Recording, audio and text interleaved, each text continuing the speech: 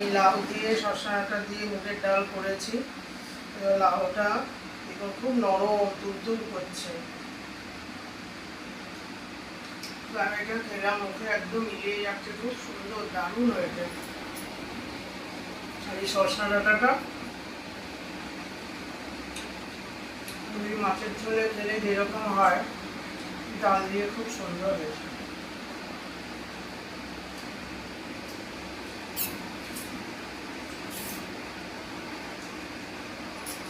আর এই যে মাংসের তরকারি করেছি, মাংসের তরকারিটা করেছি পাতলা, এটা একটু ঝোল দিয়ে আলু দিয়ে মাখিয়ে আমি এবার খাবো।